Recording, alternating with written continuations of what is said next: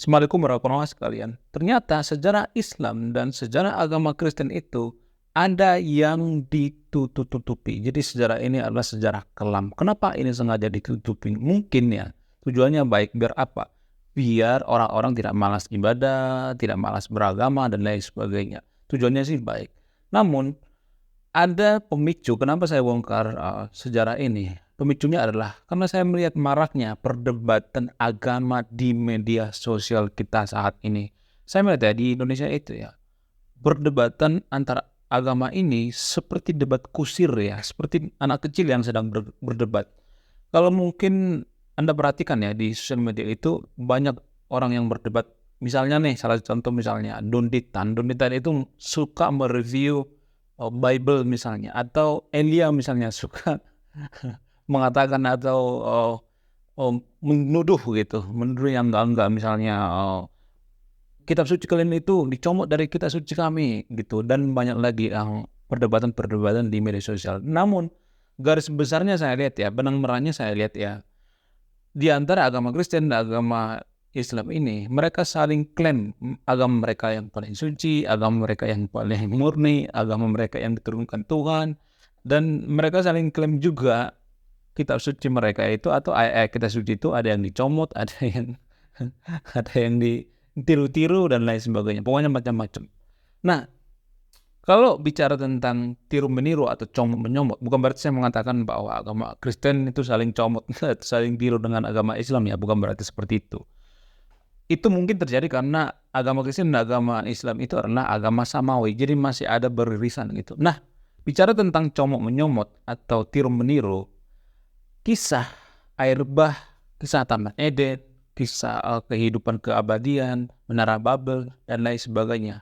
Kisah ini sebelum agama samawi atau agama Abrahamik ini, agama Kristen, agama Yahudi, atau agama Islam ini lahir, sebelum agama Islamnya lahir, 6.000 tahun sebelum agama Islam lahir, sudah ada yang namanya kisah air bah, Taman Eden, kehidupan abadi, dan lain sebagainya. Sudah ada di kisah mitologi Mesopotamia.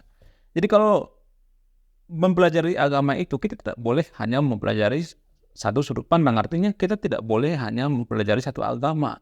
Itu jatuh-jatuhnya jadi doktrin, jadi dogma. Kalau kita mempelajari agama itu, kita harus naik ke atas. Jadi agnostik atau ateis itu sebenarnya bukan mereka tidak peduli agama. Justru mereka lebih paham agama. Karena mereka itu naik ke atas, artinya dia melihat agama itu mempelajari semua agama.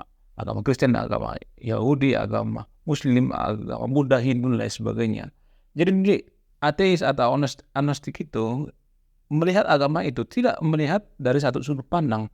Mereka naik ke atas seperti view helikopter ya, melihat semua agama. Agama A, agama B, agama C. Mereka mempelajari semuanya. Jadi agnostik dan ateis itu sebenarnya kalau bisa dikatakan ya, mereka lebih paham agama. Mereka hanya golput saja, sama seperti pemilihan presiden misalnya. Kenapa ada orang golput? Bukan mereka tidak peduli dengan politik.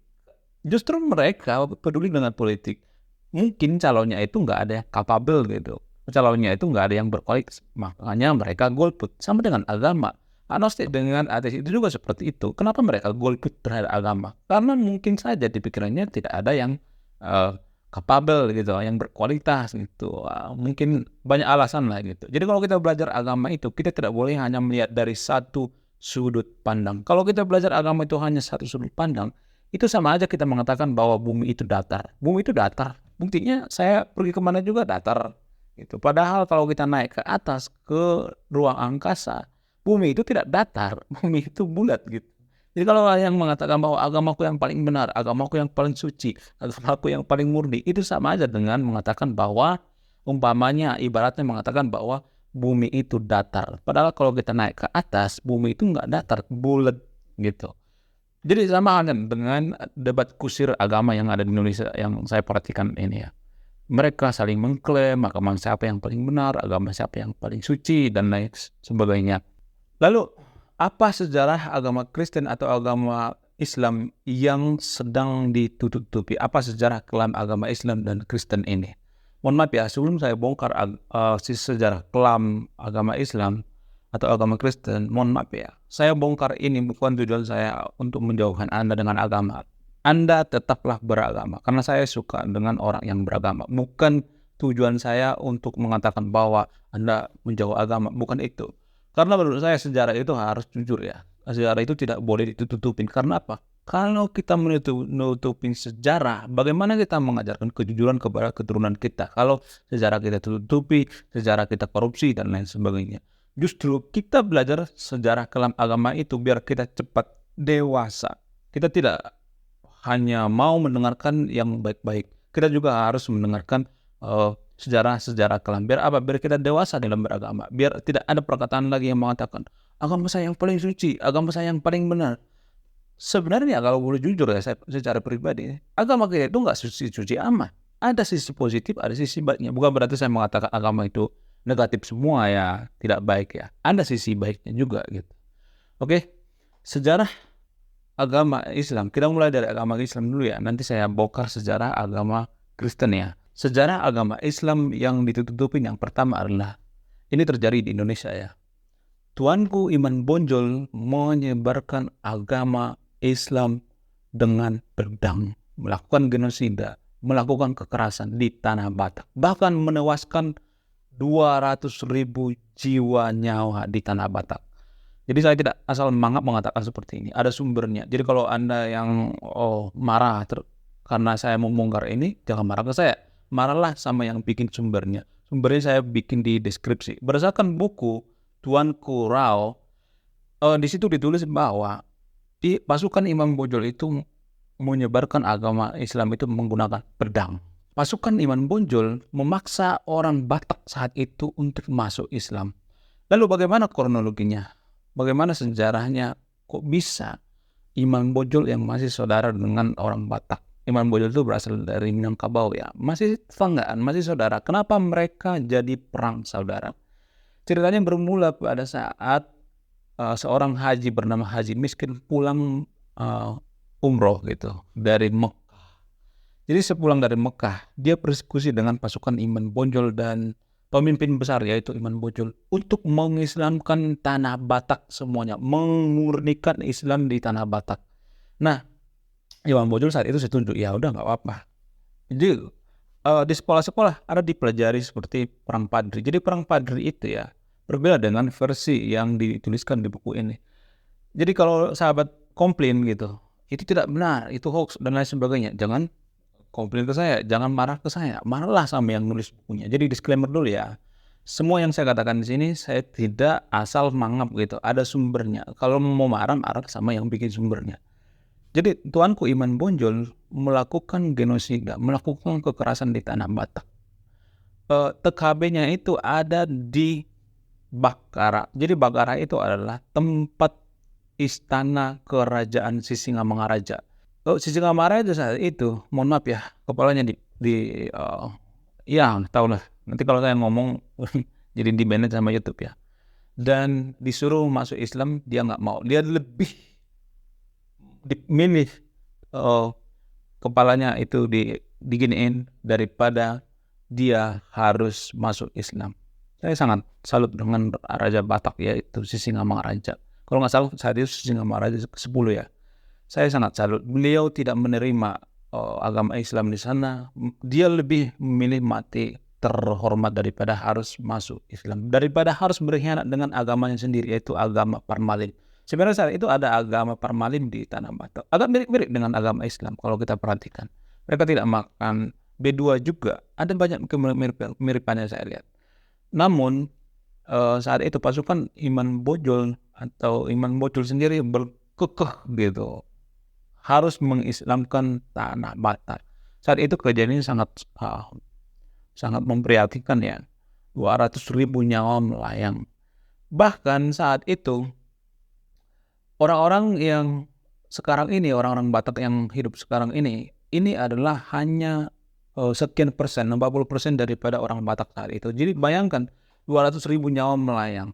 Dan yang paling disasar itu adalah bermarga Nambela. Salah satu bukti kuat kenapa Imam Bonjol atau pasukan Imam Bonjol mengincar marga Nambela adalah karena si Singamangaraja itu sendiri adalah bermarga Nambela. Buktinya sekarang ini marga Nambela itu sangat sedikit karena mereka diburu. Saat itu yang dicari itu pertama adalah orang-orang yang bermarga Nambela. Kenapa menyasar bermarga Nambela ini?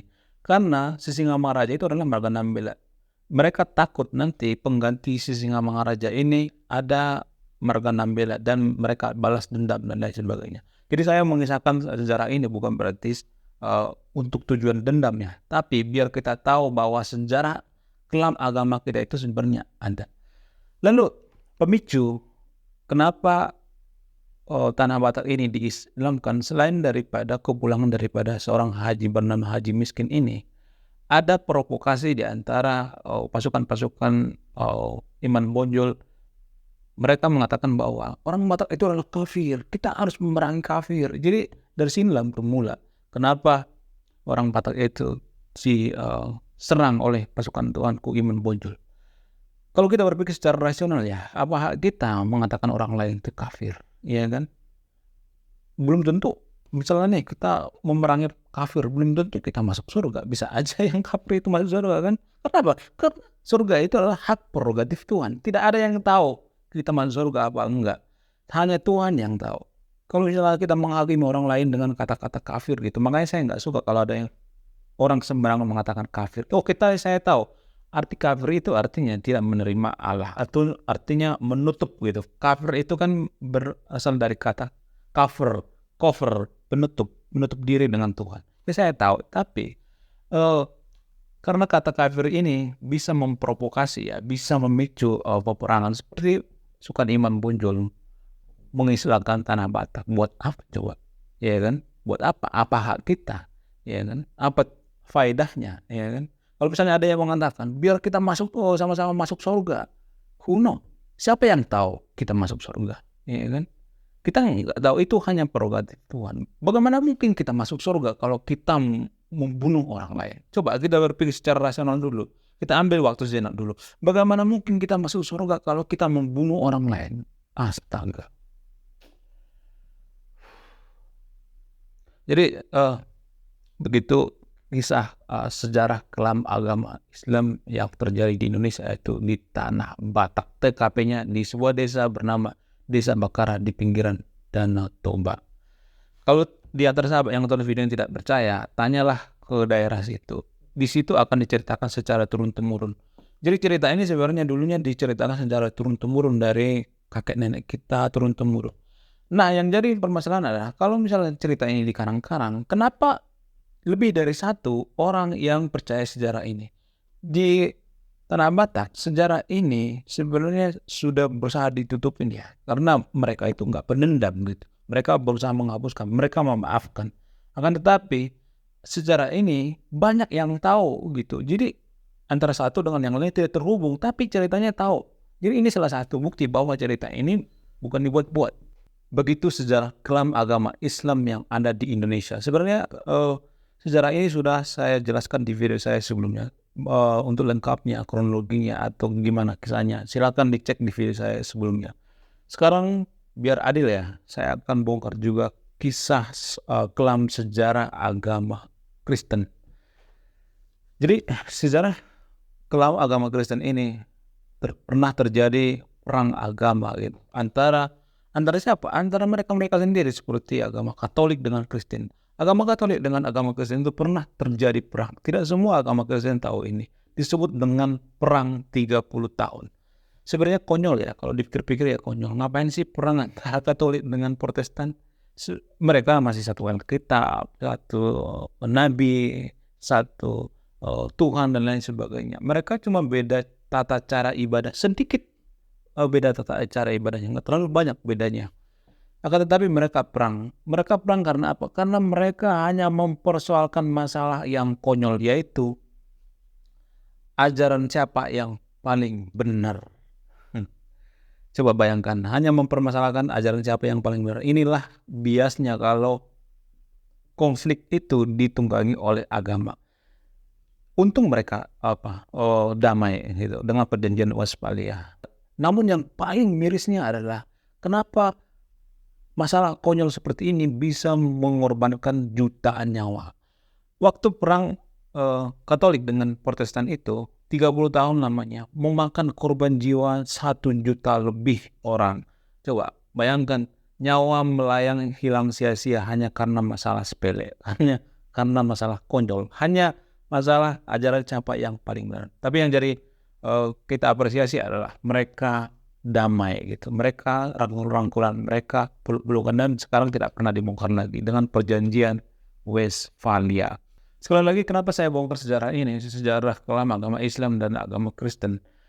Tujuan saya adalah ada pesan terselubung yang saya sampaikan, yaitu bahwa dalam beragama itu kita harus dewasa ya. Kita tidak boleh beragama itu hanya memandang satu sudut pandang doang, menganggap bahwa agama kita yang paling benar, agama kita yang paling suci. No, semua agama itu punya sisi kelamnya masing-masing. Ada yang kelihatan, ada yang enggak. Jadi mulai saat ini ya, yang berdebat agama di media sosial itu mohon dikurang-kurangi lah, karena ini akan memicu ya, bisa suatu saat memicu perang saudara atau perang agama. Jadi semua agama itu punya sisi kelam masing-masing. Itulah alasannya kenapa sampai sekarang ya, kalau kita perhatikan ya, kenapa Eropa itu malas berdebat dengan agama, maksudnya malas membahas masalah agama gitu. Kalau misalnya ada orang yang bahas agama itu, mereka tidak menghiraukan, mereka malas. Kenapa mereka malas? Karena mereka sudah hatam, mereka juga sudah sering gitu. Eropa itu kan dulu pernah dicengkram oleh agama di zaman abad Renaissance. Itulah alasan mereka kenapa mereka nggak mau lagi berurusan dengan agama. Kalau debat-debat agama itu adalah hanya debat kusir. Itulah alasannya kenapa mereka memisahkan antara agama dengan politik.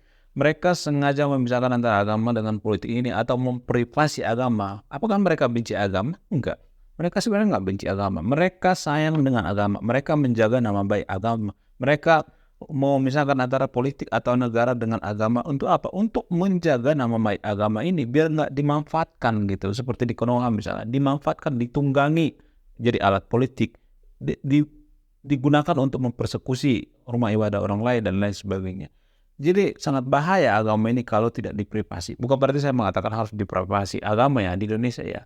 Tapi orang-orang Barat itu, kita harus belajar dari kesalahan-kesalahan orang Barat dulu. Mereka sudah bosan yang namanya peran agama. Itulah alasannya kenapa mereka memisahkan antara agama dengan politik gitu. Mereka sudah nggak masa-masanya lagi gitu bahas agama. Kalau misalnya kita nanya agama di Eropa itu, mereka akan bertanya balik, jangan bicara agama di depanku kalau saya tidak melihat nilai-nilai agama dalam tindakanmu. Itu jawaban mereka ya, paling brutal gitu kalau misalnya kita bicara tentang agama di Eropa. Oke, yang terakhir berdasarkan kisah kelam agama tadi, agama Kristen, agama Islam tadi itu, saya ada satu pertanyaan. Yang jawab pertanyaan ini, saya akan memberi hadiah, saya akan transfer full saya. Pertanyaannya adalah, jika Tuhan itu ada, kenapa dia tidak menghentikan perang antar umat beragama ini? Kenapa? Dia kan punya kuasa. Harusnya itu Tuhan itu punya kuasa. Kenapa dia cuma melihat doang? Kenapa Tuhan itu membiarkan antar umat beragama perang, antara perang Padri misalnya, Imam Bonjol membantai misalnya, Imam Bonjol menggenosida saudara sendiri yaitu orang Batak di tanah Batak hanya untuk mengislamkan misalnya.